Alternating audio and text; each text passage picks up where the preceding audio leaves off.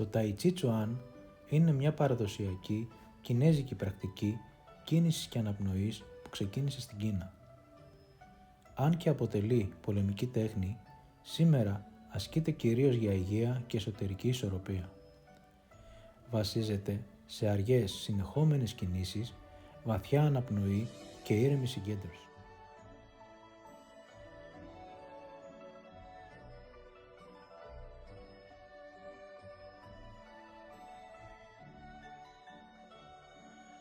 Οι κινήσεις εκτελούνται χωρίς ένταση, με ροή και αρμονία.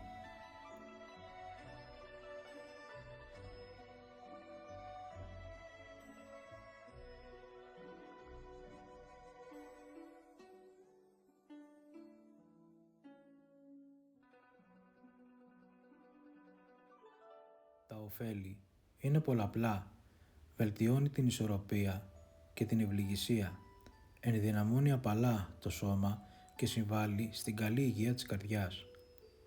Παράλληλα, μειώνει το άγχος, ενισχύει τη συγκέντρωση και προσφέρει αίσθηση ηρεμίας. Είναι κατάλληλο για όλες τις ηλικίες και ιδιαίτερα ωφέλιμο για όσους αναζητούν μία ήπια αλλά ουσιαστική μορφή άσκησης.